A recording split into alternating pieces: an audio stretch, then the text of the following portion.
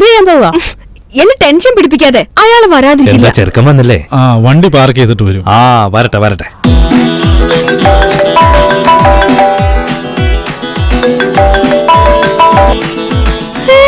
Phone cut ചെയ്തടി.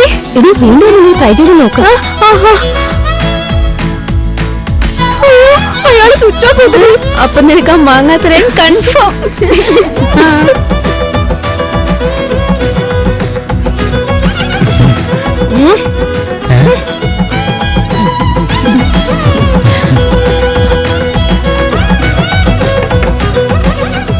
ഇവിടെ ഇരിക്കുമ്പോളോ പേര് പോലെ തന്നെ കാണാനും മഹാലക്ഷ്മിയെ പോലെ തന്നെ ഉണ്ട്. ഇഷ്ടപ്പെട്ടോ? കൊരങ്ങന്റെ ചിരിയുണ്ടല്ലേ? എന്താ എങ്ങനെ നോക്കുന്നത്? പേടിക്കേണ്ട കാര്യമൊന്നുമില്ല. ഇവിടെ ഇരിക്കേ, ധൈര്യമായിട്ടിരിക്കേ. പേടിക്കേണ്ട കാര്യമൊന്നുമില്ല. നമ്മുടെ വീടാ. ഒന്നും മനസ്സിലാവുന്നില്ലല്ലോ. എന്താടാ? ഒന്നുമില്ല. ഒന്നും വേഗം പറയേ, സമയമില്ല.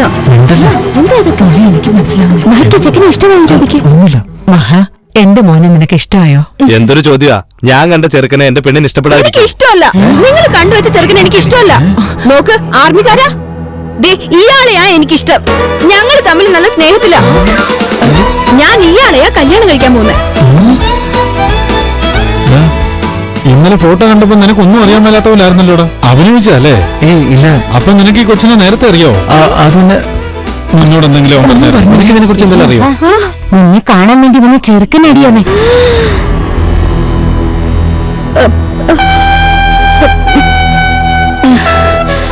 അത് എനിക്ക് തനിച്ചൊന്ന് സംസാരിക്കണം. അയ്യോ എനിക്ക് വയ്യ.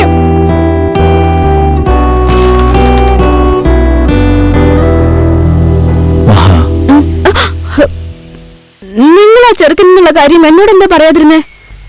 പറയാമായിരുന്നു, പക്ഷെ പറഞ്ഞു മനസ്സിലാവുന്ന ബോധത്തിലായിരുന്നില്ല നീ ഇന്നലെ. അങ്ങനെയാണോ? എന്നാ പൊയ്ക്കോ. ഇപ്പൊ തന്നെ ഇഷ്ടായില്ലെന്ന് പറഞ്ഞേക്ക്. ഞാനെന്തിനു പറയണം? നിന്നെ കല്യാണം കഴിക്കാൻ പോകുന്നതിന് നീ എങ്ങനെയൊക്കെ നോക്കും, അവനെ എന്തുമാത്രം നീ സ്നേഹിക്കുമെന്ന് നീ ഇന്നലെ പറഞ്ഞപ്പോഴേ ഞാൻ തീരുമാനിച്ചതാണ്. അത് ഞാനായിരിക്കണമെന്ന്. എനിക്കിഷ്ടപ്പെട്ടതുപോലെയാണ് നീ ഉള്ളത്. നിന്റെ ഇഷ്ടത്തിനൊക്കെ ഞാനും ഉണ്ടാവും. എന്നെ സ്നേഹിക്കുന്നതായിട്ട് നീ നിന്റെ അച്ഛനോട് നുണ പറഞ്ഞത് പോലും എനിക്ക് സത്യമായിട്ടാണ് തോന്നിയത്. എന്താണെന്നറിയില്ല, നിന്നിലുള്ള മുഴുവൻ സ്നേഹവും എനിക്ക് മാത്രമായി വേണമെന്ന് തോന്നുന്നു. എൻ്റെ അടുത്തുള്ള എല്ലാ സ്നേഹവും നിനക്ക് മാത്രം തരാനും തോന്നുന്നു. അതിനുവേണ്ടി നീ കോംപ്രമൈസ് ചെയ്യേണ്ട ആവശ്യമൊന്നുമില്ല. എന്നെ ഇഷ്ടപ്പെട്ടില്ലെങ്കിൽ അച്ഛനടുത്ത് പോയി എല്ലാ കാര്യങ്ങളും തുറന്നു പറഞ്ഞോളൂ. എന്താ പോയി പറയുന്നില്ലേ? പറയണമെന്നുണ്ട്. എന്താന്ന് എനിക്കറിയില്ല. അങ്ങനെ പറയാൻ തോന്നുന്നില്ല. അതെന്താ? എന്താന്ന് വെച്ചാ നിങ്ങൾ ജെന്യൂനായിട്ട് തോന്നുക. ഞാൻ അത്രയൊക്കെ ശല്യം ചെയ്തിട്ടും നിങ്ങള് വളരെ കാമായിരുന്നു. ഈ കണ്ണിൽ ഒട്ടും കള്ളത്തരമില്ല. നിങ്ങളുടെ മുഖത്ത് നോക്കിയിട്ട് എന്ത് പറയണമെന്ന് എനിക്കറിയില്ല. എനിക്ക് നിങ്ങളെ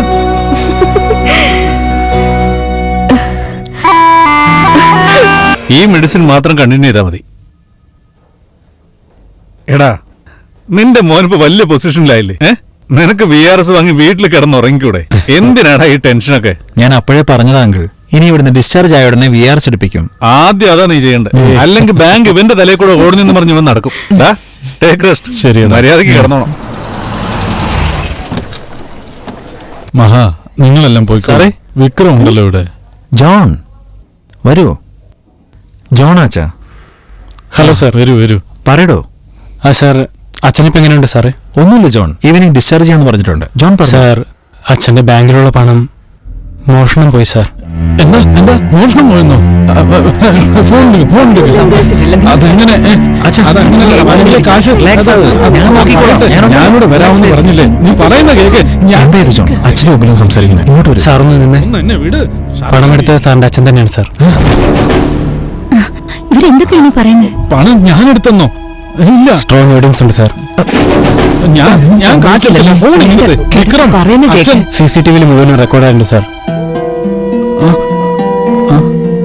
ഇതെന്താ ഇങ്ങനെയൊക്കെ പറയുന്നില്ലല്ലോ? കാശ് ഞാൻ എടുത്തെന്നോ? ഇല്ല, വിക്രം അങ്കിൾ, ഞാൻ ഒന്നുമില്ല. കാശ് എടുത്തിട്ടില്ല വിക്രം. അങ്കിൾ, ഇല്ല ഒന്നുമില്ല. പറയുന്നത് അച്ഛാ, അച്ഛൻ ഞാൻ സംസാരിച്ചിരിക്കല്ലേ? അച്ഛൻ ടെൻഷൻ ആവല്ലേ? ഞാനുണ്ടല്ലോ. ഒന്ന് ഞാൻ പറയാമോ? എടുത്തിട്ടില്ല പണം. Sir, please. മോനെ, ഇവിടെ എല്ലാവരും ഉണ്ട്. ഇല്ലടാ. സാർ തന്നെ അച്ഛനെയും കൊണ്ട് വന്നാൽ നന്നായിരിക്കും സാർ.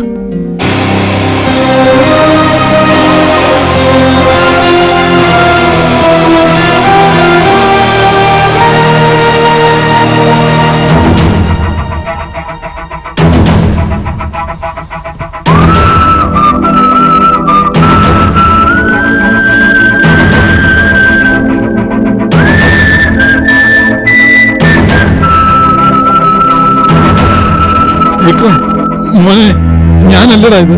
മോനെ, ഇത് ഞാനല്ലടാ. അയ്യോ, ഞാനല്ല. അച്ഛാ, ഒന്നും പേടിക്കണ്ട.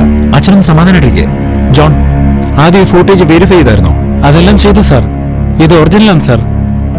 എന്താ മോനെ, ഞാൻ കള്ളനാണെന്നാണോ പറയുന്നത്? അച്ഛൻ കള്ളനാണെന്നോ? അല്ല മോനെ, അല്ല. എനിക്കറിയാം അച്ഛാ. എടുത്തിട്ടില്ലടാ. ഞാൻ സംസാരിച്ചോളാം. അച്ഛൻ ഇരിക്കണം. ഇരിക്കെ. ജോൺ സാർ, ഒന്ന് പുറത്തേക്ക് വരൂ. ഞാൻ എടുത്തിട്ടില്ല. ജോൺ, അച്ഛനെ കൊണ്ട് പ്രഷർ താങ്ങാൻ പറ്റുന്നില്ല. ഇപ്പൊ ഒരു എൻക്വയറിയും വേണ്ട. കുറച്ച് സമയം കൂടി തരണം. എന്തിനാ സാർ ഞാൻ വെയിറ്റ് ചെയ്യേണ്ടത്? ഞാൻ ഈ സംശയത്തിന്റെ പേരിലൊന്നുമല്ല കേസ് എന്നേക്കുന്നത്. അയാൾ കളറാണെന്നറിയാം, അതുകൊണ്ടാണ് ഞാൻ കേസ് കൊടുത്തത്. ആരെ നീ കളരെന്ന് വിളിക്കുന്നേ? ഇല്ല ജോൺ, അവൻ അച്ഛനെ കുറിച്ച് എന്തൊക്കെയാ പറയുന്നേ? ആ മനുഷ്യനെ കുറിച്ച് നിങ്ങൾക്ക് വല്ലതും അറിയോടാ? വരൂ സാർ, പ്ലീസ്. സാർ, എനിക്ക് മനസ്സിലാവുന്നുണ്ട് സാർ. ബട്ട് സാറാണ് സാർ കുറച്ച് കോപ്പറേറ്റ് ചെയ്യേണ്ടത്. സാറിന് തന്നെ അറിയാം, സാറിന്റെ അച്ഛനെ ഇപ്പൊ എനിക്ക് കസ്റ്റഡിയിലെടുത്തേ പറ്റൂ. കസ്റ്റഡിയോ? What? I am an assistant commissioner man. I know how to deal this. ഞാൻ കമ്മീഷണറോട് സംസാരിച്ചോളാം. സോറി സാർ, കമ്മീഷണറാണ് പറഞ്ഞത് സാറിനെ ഈ കേസിൽ ഇൻവോൾവ് ചെയ്യിക്കരുതെന്ന്. സാറിന് തന്നെ അറിയാം, രക്തബന്ധമാണെന്ന്. ഇപ്പോ പണം തന്നെയാണ് സാർ പ്രശ്നം. ആ കാശ് കിട്ടിയാൽ അച്ഛനൊരു പ്രോബ്ലം വരാൻ നമുക്ക് നോക്കാം സാർ. വേറെ വഴിയൊന്നുമില്ല സാർ. ഇപ്പോൾ അദ്ദേഹത്തെ അറസ്റ്റ് ചെയ്തേ പറ്റൂ. Please try to understand sir.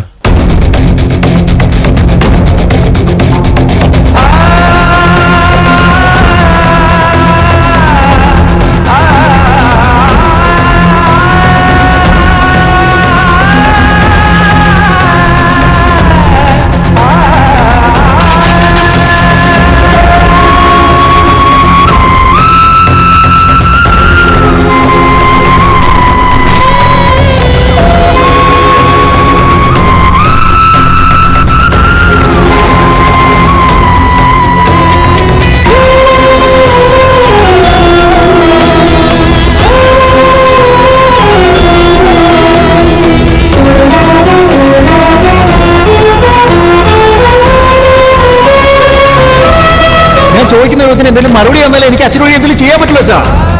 അപ്പോ നീ എന്നെ കള്ളനാണെന്നാണോ പറയുന്നത്? എന്നെ അവർ കൊണ്ട് അടിക്കുമോ പോലെ പേടിയൊന്നും എനിക്ക്. അച്ഛൻ, ഞാനുണ്ട് അച്ഛൻ. നീ എൻ്റെ കൂടെ ഉണ്ടാവോ? ഞാനുണ്ടോ അച്ഛൻ? പണമെടുത്തത് സാറിന്റെ അച്ഛൻ തന്നെയാണ് സാർ. അയാളെ കളറാണെന്ന് ഉറപ്പുണ്ട്, അതുകൊണ്ടാണ് കേസ്. പണം ഞാൻ എടുത്തെന്നോ? ഞാൻ എടുത്തിട്ടില്ല. ഞാനൊരു തെറ്റും ചെയ്തിട്ടില്ല മോനെ. എന്നെ വിശ്വസിക്കും മോനെ. സാർ, വെളിയിൽ പത്രക്കാരെല്ലാം ഉണ്ട്. ആ മുഖമൊന്ന് മൂടിയിട്ട്. വിക്രം, ഇത് ഞാനല്ല മോനെ. അയ്യോ, ഇത് ഞാനല്ല.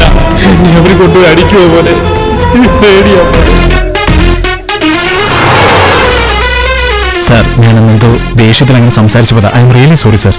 ഞാൻ വീണ്ടും പറയാണ് സാർ, എൻ്റെ അച്ഛനങ്ങനെ ഒരിക്കലും ചെയ്യാൻ വഴിയില്ല. എനിക്കൊരു റിക്വസ്റ്റ് ഉണ്ട് സാർ. ഈ കേസ് കഴിയുന്നതുവരെ ആ CCTV ഫുട്ടേജ് ദയവ് ചെയ്ത് മീഡിയക്കാരുടെ കയ്യിൽ കൊടുക്കരുത്. എനിക്ക് കുറച്ചുകൂടെ സമയം തരണം. Maximum 15 days. Thank you sir. നിങ്ങളുടെ അച്ഛനെ പോലെ സത്യസന്ധനായിട്ടുള്ള ഒരു മനുഷ്യനെ ഇന്ന് ലോകത്ത് കാണാൻ കിട്ടില്ല. അങ്ങനെ സമ്പാദിക്കാനാണെങ്കിൽ എന്തുമാത്രം ഉണ്ടാക്കാമായിരുന്നു. സാർ, എനിക്ക് ആ പർട്ടിക്കുലർ ഡേയുടെ CCTV ഫുട്ടേജ് ആവശ്യമായിരുന്നു. അതിനെന്താ, അന്ന് മാനേജർ സാർ ബാഗുമായിട്ടാ വന്നത്. കാറ് പോലും എടുക്കാതെ നേരെ അങ്ങ് പോയി സാറ്. നിങ്ങൾ കാണുമ്പോൾ അച്ഛൻ്റെ കയ്യിൽ എന്തെങ്കിലും ബാഗ് ഉണ്ടായിരുന്നോ? അതൊന്നും കണ്ടില്ല സാർ, ഇവിടെയാ ബോധം കെട്ട് കിടന്നത്.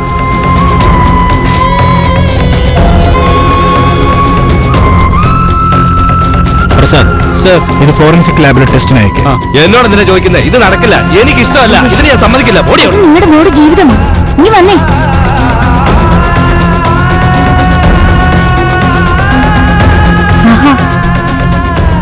നിന്റെ വീട്ടുകാർക്ക് ഇതൊന്നും ഇഷ്ടാവില്ല മോളെ. നീ വീട്ടിലേക്ക് ചെല്ല്. എന്നു മുതൽ ഞാൻ ഇവിടെയാ താമസിക്കുക. അച്ഛനെ കല്യാണം വേണ്ടാന്ന് പറഞ്ഞു. എനിക്ക് ഒന്നും വേണ്ടാന്ന് പറഞ്ഞ് ഞാൻ ഇങ്ങോട്ടും പോന്നു. സാർ നിങ്ങളുടെ അച്ഛന്റെ എല്ലാ ഡീറ്റെയിൽസും ഞങ്ങൾ ചെക്ക് ചെയ്ത് കഴിഞ്ഞു. ബാങ്ക് അക്കൗണ്ടും ട്രാൻസാക്ഷനും എല്ലാം ചെക്ക് ചെയ്ത് കഴിഞ്ഞു. എന്നാൽ സംശയിക്കേണ്ടതായിട്ട് ഒന്നുമില്ല. ഉറപ്പായിട്ട് എന്തോ സംഭവിച്ചിട്ടുണ്ട്, അങ്ങനെ എനിക്ക് തോന്നുന്നത്. ഒന്ന് സ്റ്റോപ്പ് ചെയ്തേ, കുറച്ച് റിവൈൻഡ് ചെയ്തേ. ബോസ്, സത്യം ഇത് അച്ഛന്റെ ബോഡി ലാംഗ്വേജ് അല്ല. സാർ, 1 മാസം മുമ്പ് ഇതുപോലെ തന്നെ ഒരു വീഡിയോ ഞാൻ പ്ലേ ചെയ്ത് കണ്ടായിരുന്നു സാർ. ആ ഫോട്ടോസ് ഒന്ന് പ്ലേ ചെയ്തേ. നിങ്ങൾ കൊടുത്ത സാമ്പിൾ എല്ലാം ഫോറൻസിക് ലാബിൽ ചെക്ക് ചെയ്ത് കഴിഞ്ഞു. അത് കാറിന്റെ AC കൂളന്റ് ഓയിലാണ്. കുറെ നേരമായിട്ട് ആ കാർ ഒരേ സ്ഥലത്ത് ഓണായി കിടന്നതുകൊണ്ട് അതിന്റെ AC കൂളന്റ് ഓയിൽ ലീക്ക് ആയതാണ് സർ.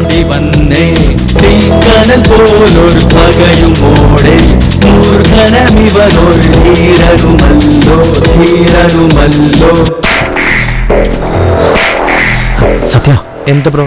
അച്ഛനും ആ ജ്വല്ലറി മാനേജറും ഇരുന്നത് ഒരു കാറിലാണ്. എന്തിട്ട് ഉദ്ദേശിക്കണേ? രണ്ടുപേരും തണുപ്പ് ഫീൽ ചെയ്തതായി പറഞ്ഞില്ല. കാർ AC കുറെ നേരമായിട്ട് ഓണായിരുന്നു. കാറിനകത്തൊരു കീ ചെയിൻ കണ്ടതായി പറഞ്ഞിരുന്നില്ലേ? അത് ഗഞ്ചാവ് അടിക്കാൻ യൂസ് ചെയ്യുന്ന ചില്ലാണ്. നീ ഒരു കാര്യം ചെയ്യ്, ചെന്നൈയിലുള്ള എല്ലാ കാർ സർവീസ് സെന്ററിനും ആ ചില്ലത്തിന്റെ ഡ്രോയിങ് സെൻഡ് ചെയ്യേ. അതുപോലെ ഏതെങ്കിലും കാറിന്റെ കീ ചെയിൻ കണ്ടു കഴിഞ്ഞാൽ ഉടനെ ഞങ്ങൾക്ക് ഇൻഫോം ചെയ്യാൻ പറ. CCTV ഫുട്ടേജ് പ്രകാരം ഈവനിങ് 6:20 8055. ബ്ലാക്ക് കളറല്ലേ? അതെ സാർ.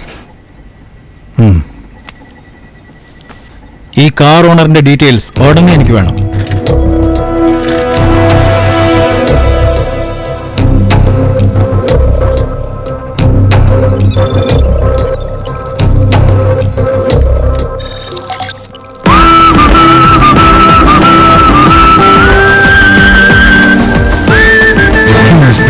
ബ്രിട്ടീഷ് ഭരണം ഉണ്ടായിരുന്ന കാലത്ത് തെക്കൻ തിരുവിതാംകൂർ അടക്കി വാണുകൊണ്ടിരുന്ന മഹാരാജാവ് മാനവർമ്മന്റെ വംശത്തിൽ ജനിച്ച അവസാനത്തെ കണ്ണിയാണ് ഈ ആദിത്യൻ. ഇവന്റെ ഫുൾ നെയിം ആദിത്യവർമ്മൻ. ഇന്ത്യ സ്വാതന്ത്ര്യം നേടിയതിനു ശേഷം മന്നന്മാരുടെ ഭരണം മാറി അവരുടെ സ്വത്തെല്ലാം ഇന്ത്യ ഗവൺമെന്റ് കൈക്കലാക്കി. അതിൽ ആദിത്യയുടെ പൂർവിക സ്വത്തെല്ലാം നഷ്ടപ്പെട്ടു പോയി.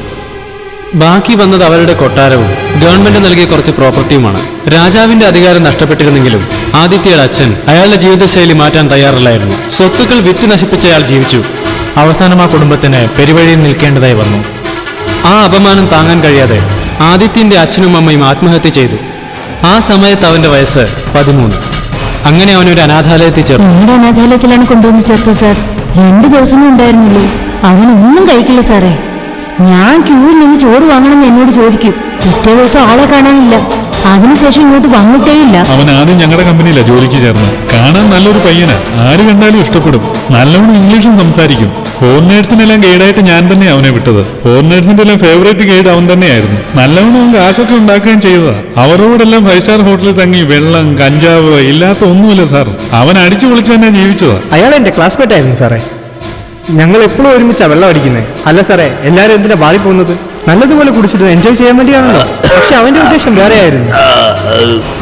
കോൾ ടാക്സി വിളിക്കട്ടെ സാർ? എന്താ ബ്രോ ഇതൊന്നും ആരും അടിച്ചു മാറ്റാൻ പാടില്ലല്ലോ. ഞാനിത് സേഫായിട്ട് വെക്കാം. നിങ്ങൾ സേഫാ വെക്കും, അറിയാം. പിന്നല്ലാതെ സാർ, ഞാനവനൊരു ഫോറിനർ മൂലമാണ് പരിചയപ്പെട്ടത്. അവന്റെ ആ ഫ്രണ്ട്ഷിപ്പ് വെച്ച് എനിക്ക് അല്ലറയിലറ ക്യാഷൊക്കെ കിട്ടിയിട്ടുണ്ട് സാർ. പെട്ടെന്നൊരു ദിവസം കുറച്ച് ഫേക്ക് സർട്ടിഫിക്കറ്റ് അവൻ വന്നു സാർ. ആ സർട്ടിഫിക്കറ്റ് വെച്ച് അവൻ ആർക്കിയോളജി ഡിപ്പാർട്ട്മെന്റിൽ ജോലിക്ക് ചേർന്നു. സാർ, അവൻ എന്റെ കൂടെ ആർക്കോളജി ഡിപ്പാർട്ട്മെന്റ് ജോലി ചെയ്തേ. അവനൊരു ടൈപ്പാണ് സാറേ. പക്ഷെ ആള് ബുദ്ധിമാനാണ് കേട്ടാ. ചരിത്ര ഭാഷയൊക്കെ നന്നായിട്ട് പറയുന്നേ. ജോലി നന്നായിട്ട് നോക്കിയിരുന്ന ആളാണ്. എന്നാൽ 6 മാസമായിട്ട് ജോലിക്ക് വരുന്നില്ല. ഇങ്ങനെ ചെറിയ ചെറിയ തെറ്റ് ചെയ്തുകൊണ്ടിരുന്നവൻ കഴിഞ്ഞ 6 മാസത്തിനുള്ളിലാണ് അവൻ ഇത്രയും വലിയ കോടീശ്വരനായത്. നിങ്ങൾ മറ്റുള്ള ഫോർമാലിറ്റീസ് ഒക്കെ നോക്കിക്കോളൂ. ഞാൻ ഈവനിങ് നിങ്ങളെ കണ്ടോളാം. ഷുവർ. Thank you. അച്ഛാ, നീ വിഷമിക്കേണ്ട ആവശ്യമില്ല മോനെ. കുറച്ച് നാളത്തേക്കല്ലേ ചേച്ചിയുടെ കൂടെ താമസിക്കുന്ന പോലെ ഇരുന്നോളൂ. ഇവിടെ ഉള്ളവരെ നോക്കുമ്പോൾ എല്ലാം ഒരു കുറ്റവാളി നോക്കുന്ന പോലെ ഉണ്ട് മോനെ. അച്ഛ സമാധാനമായിട്ട് പോയിട്ട് വാ. പോട്ടെ മോനെ. ശരി അച്ഛാ. പോയിട്ട് വരട്ടെ മോനെ. സന്തോഷമായിട്ട് എന്നാട്ടെ.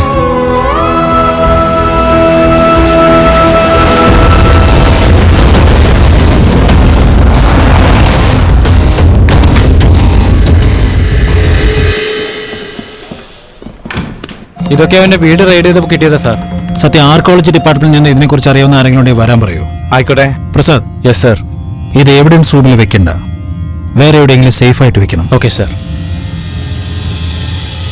ഇവിടെ നോക്ക്, ഞങ്ങളുടെ ചോദ്യത്തിന് നീ മറുപടി പറഞ്ഞാ നിനക്ക് രക്ഷപ്പെടാം. അല്ലെങ്കിൽ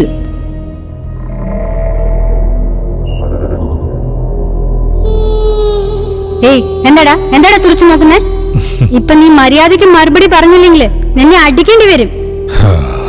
കൈകൾ കൂട്ടിക്കെട്ടിയിരിക്കുന്നു, അടിക്കണം എന്ന് പറയുന്നു. എപ്പോഴാ അടി തുടങ്ങുന്നു? ഏയ് നിർത്തടാ.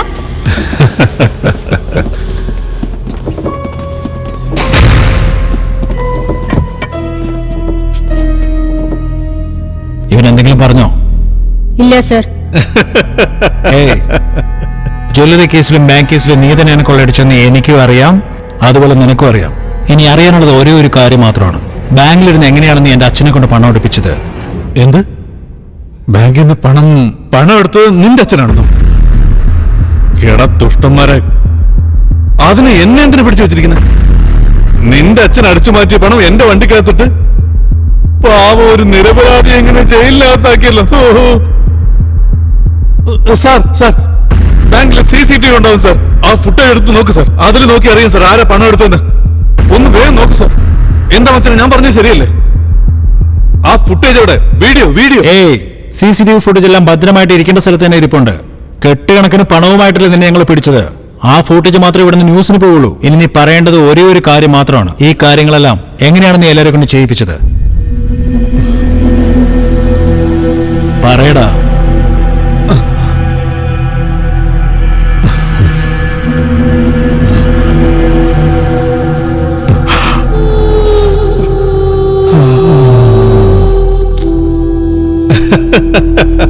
സാർ, ഇവൻ ഭയങ്കര ഓവർ ആവുന്നുണ്ട് സാർ. പ്രസാദ്, മൂത്തവരോട് സംസാരിക്കുന്നുണ്ടല്ലേ, പോയി ഐറ്റം എടുത്തോണ്ട് വാ.